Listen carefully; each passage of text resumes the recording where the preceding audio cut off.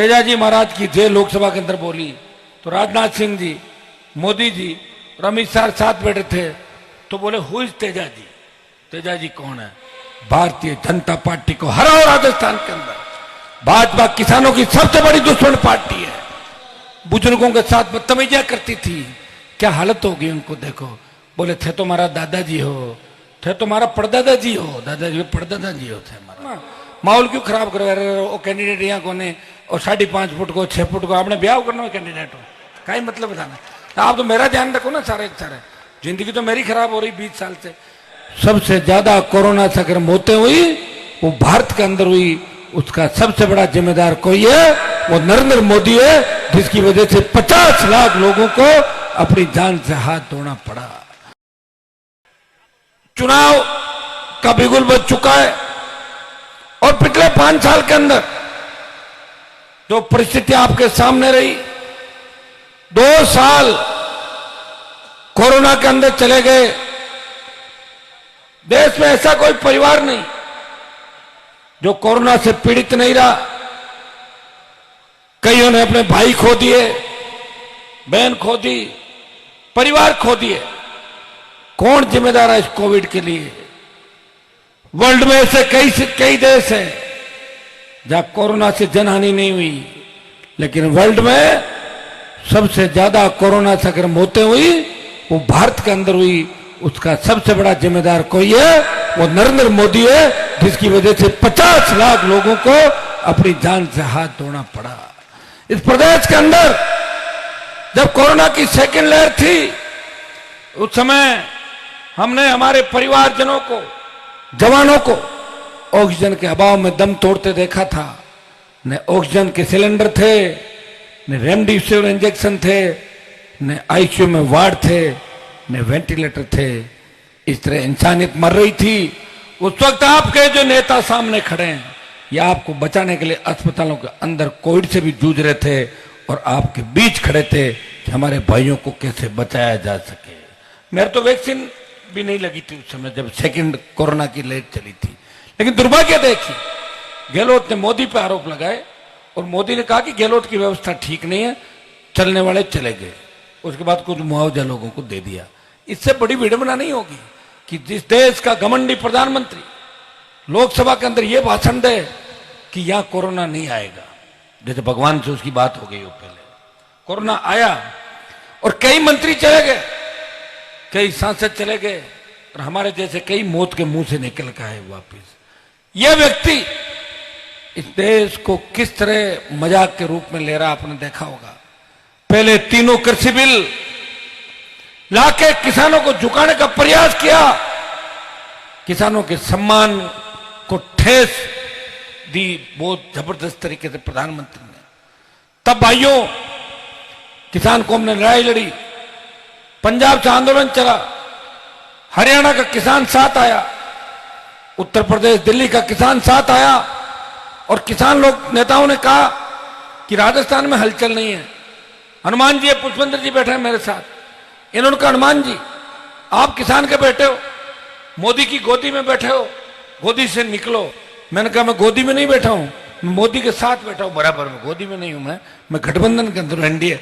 और अगर मेरे बलिदान से किसान कौम आगे बढ़ती है तो हनुमान बेनीवाल एनडीए छोड़ता है।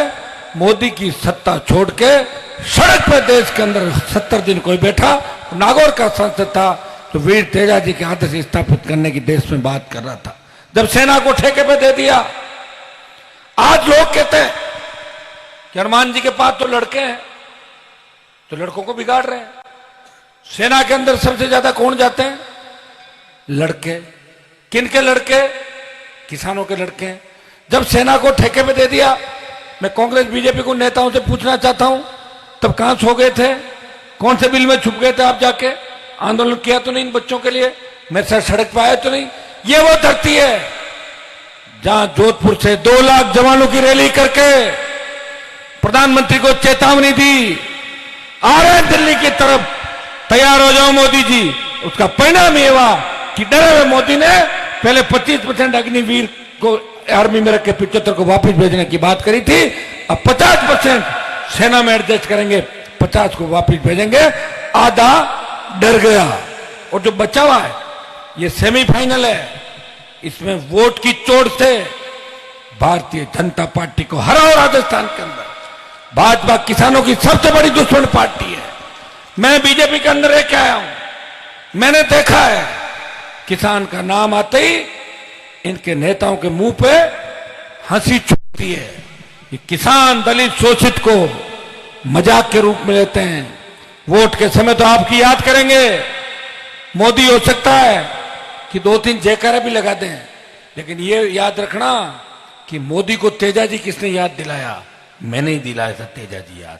पहले तेजा जी को नहीं जानता था, जब मैं चुन के गया तब मैंने कहा था तेजा जी महाराज की जय लोकसभा के अंदर बोली, तो राजनाथ सिंह जी, मोदी जी और अमित शाह साथ बैठे थे, तो बोले हु इज तेजा जी?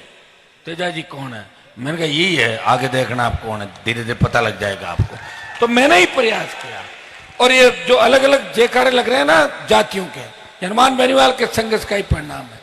मैं सर्व समाज की बात करता हूं, सारी जातियों के जयकारे लगाता हूं। कई बच्चे सोशल मीडिया पर डालते हैं हमारे देवता को भूल गए। भूला नहीं हूं, जैसे इलाका चालू हो जाएगा जयकारा लग जाएगा। एक साथ लगाने में कई बार क्या समय कम रहता है, तो एक बार सारे नहीं लग पाते। कोशिश करते हैं कि सारे जयकारे हम लगाएं, प्रयास करते हैं। लेकिन एक दिन में अगर 2 बार लगा दें और 3 बार छूट जाए तो उनको नाराज नहीं होना चाहिए, क्यों? हम तो उस कौम से आते हैं जिस कौम ने सबके जयकारे ही लगाए, जिस कौम ने हर धर्म, हर पंथ और हर संप्रदाय को अपनाया। भाईचारे के लिए अगर बड़ी बड़ी सादत किसी ने दी, हमारे लोगों ने दी। हमारे लोग ऐसे हैं कि अगर हमारे लोग बैठे हो और कोई अन्याय हो रहा हो तो कूद पड़ते हैं उसके अंदर, चाहे जान चली जाए। ये हमारे लोग, हम किसान असली लड़ाके हैं। अकाल से लड़े, सामंती ताकतों से लड़े, अंग्रेजों से लड़े, नेताओं से धोखा खाया, फिर भी मान सम्मान और संस्कृति को जिंदा रखा। और सालवा के अंदर ये तेजाजी महाराज का मंदिर इस बात का उदाहरण है कि हमारी संस्कृति हमने जिंदा रखी, हमारे नेताओं का कोई योगदान नहीं है। जो हमारी नेत्रियां, नेताओं के बाद नेत्रियां, जो घमंड अभिमान के अंदर बुजुर्गों के साथ बदतमीजियां करती थी, क्या हालत होगी उनको देखो। बोले थे तो हमारा दादाजी हो, थे तो हमारा परदादा जी हो, दादाजी परदादा जी हो थे हमारा, थे तो हमारा पिताजी का खास ही खास हो। 5वीं में बेड़ा पड़ा, 3वीं में पड़ा, पहली में आगू निकलिया। ये किसने किया? ये मैंने ही किया भाई।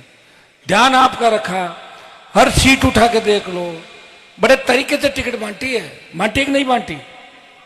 आपको तंग परेशान नहीं होने दिया, जैसा आप चाहते थे वैसा ही हो गया चारों तरफ। देखो ऐसे मुझे चिंता इस बात की है कि गंगानगर से लेके सीकर चूरू 50 सीटें हमारी किसान बाहुल्य सीटें।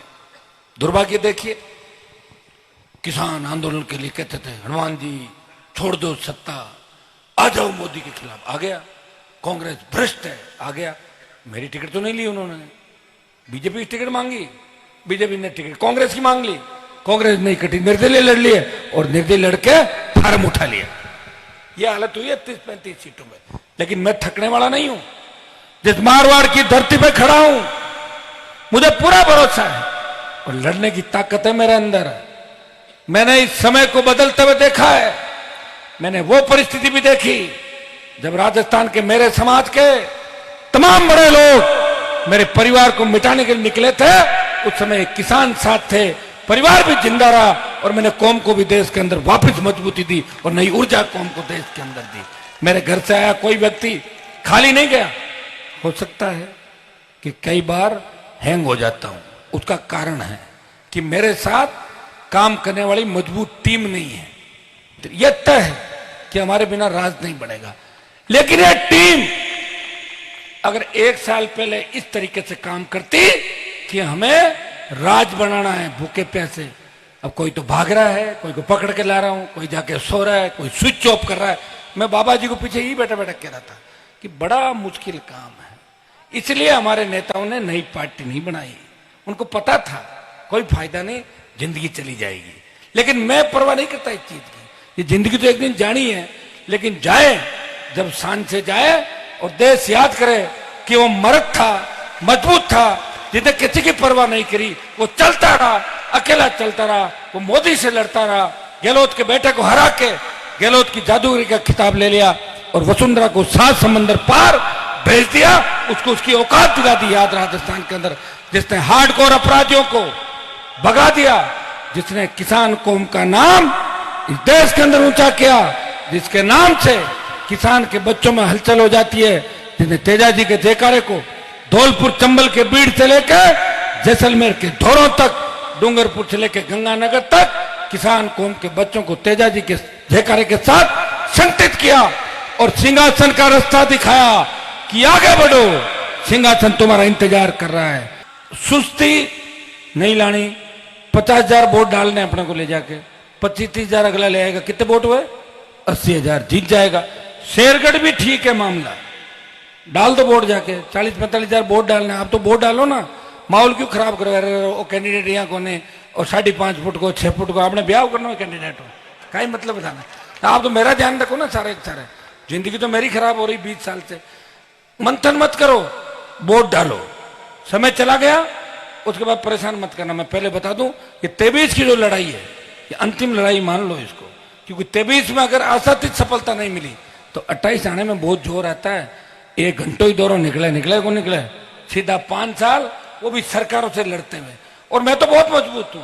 ये हमारे सामने पुलिस के लोग खड़े, कई नौकरी वाले, इनके एक ट्रांसफर कर दो, कोकाड़ माच जाओ घर, कहीं करायली बदली पाची होगी, घना नेता बना, होशियार बना, तो बहुत ज्यादा डरते हैं ट्रांसफर पोस्टिंग से।